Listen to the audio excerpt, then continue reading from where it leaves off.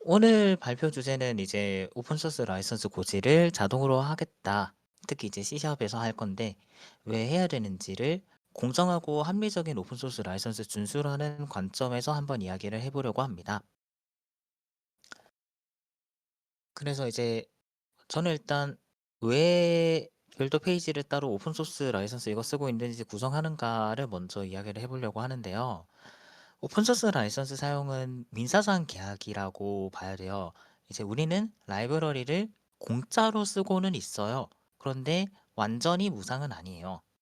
라이선스를 보면은 사용 허가 범위와 의무가 규정된 법적 계약이고 또 대체로 이제 허용적인 라이선스라고 하는 MIT나 아파치 라이선스를 보면은 라이선스문을 첨부해 주시고 우리 걸 썼다는 거를 표시해 주셔야 됩니다. 라는 거를 나타내고 있어요. 정확히는 그걸 최종 사용자에게 제공해야 된다죠. 그 다음에 계약의 기본 원칙은 민법에서 신의성실의 의무라는 게 있어요.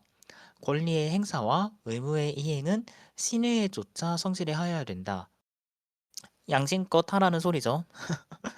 그러면은 이제 오픈소스 라이선스를 쓰는데 최종 사용자에게 우리 거를 어떤 조건을 쓰고 있습니다라는 걸 보내줘라라는 거는 알 수 있게 하라는 소리잖아요. 그렇기 때문에 그래서 웹페이지에 명시적으로 고지하는 게 좋다라고 저는 판단을 하고 있고요. 웹 프로젝트 경우고 아니면 클라이언트 프로그램 따로 있으면 클라이언트 프로그램에도 넣을 수 있을 것 같고요. 왜 해야 되냐? 이제 F12를 눌러서 자바스크립트나 CSS 파일에 이제 위에 있는 주소가 어딘가를 찾아보면은 아, 이게 오픈소스 라이선스고 누구에게 저작권이 있는 거다라는 걸 볼 수 있어요. 근데 그거 보통 사람들이 보나요? 안 보지. 서버 패키지에 있으면은 배포의 일부를 보일 수 있냐 아니냐로 논란도 있는데 바람직한 건 무엇인가에 대한 고민도 필요하다고 생각해요.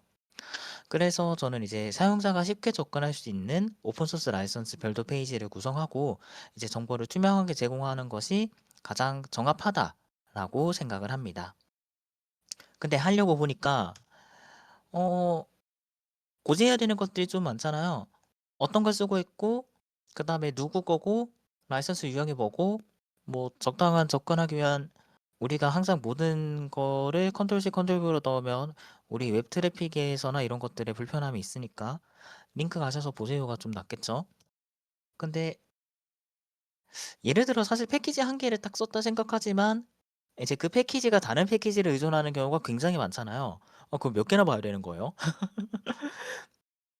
그런 끔찍한 상황은 이제 사람들이 이제 이걸 내가 일일이 공지하는 게 얼마나 힘들까 하는데 자동화를 하려고 고민을 했습니다.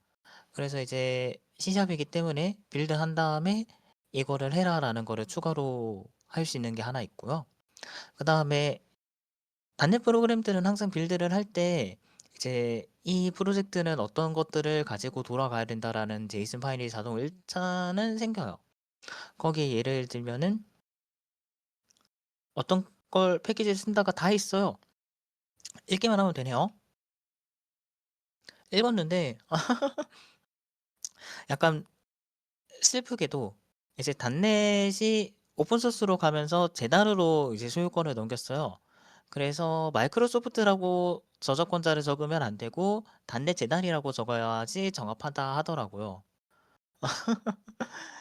약간 그런 몇 가지 사소한 문제들이 있어서 어떻게 할지를 고민하다가 일단 패키지 저장소에서 정보를 가져오자.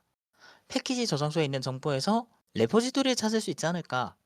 레포지토리가 있으면 거기 라이선스 파일을 읽을 수 있겠지? 그 다음에 그걸 읽어서 뭐 이게 누구 거다라는 걸 읽으면은 깔끔하다라는 것들을 했고요. 그 다음에 특이한 경우가 있는데 이제 패키지랑 그 부속 패키지가 있을 때 주 패키지에는 저작권 정보를 다뤄라는데 부속 패키지에는 파일 안에 첨부돼 있으니 알아서 보세요라고 해주신 경우도 있더라고요. 음, 몇 가지 이제 후처리를 좀 필요했었고 어쨌든 최종 결과를 해서 이제 예를 들어서 어떤 걸 쓰고 있고요, 누구 거고요, 어디에 저작권 파일이 있고 저작권 유형이 뭐고 저작권 주인이 뭐 누구다 이런 것들을 쭉 또 기록을 하면 나중에 이걸 웹페이지에 렌더링하거나 이런 것들은 또 나중에 할 수 있죠. 이런 것들을 고민했고 그래서 이거를 자동화를 시켰다. 오픈소스를 쓸 때는 우리는 이제 신의성실하게 계약을 이행하는 게 바람직하지 않느냐. 법적인 의무를 딱 지켰다라는 면피용보다도 이제 좀 존중과 예의를 가지는 게 좋지 않겠느냐. 근데 이걸 하기에는 일일이 하려니까 피곤하니까 자동화를 하면은 좀 더 좋겠다라는 고민과 문제 해결 과정이 있었습니다. 네. 오늘 준비한 거는 여기까지입니다. 혹시 궁금하신 게 있으신 분 있으시거나 아니면 뭔가 하고 싶으신 말씀 있으시면 해 주시면 감사하겠습니다.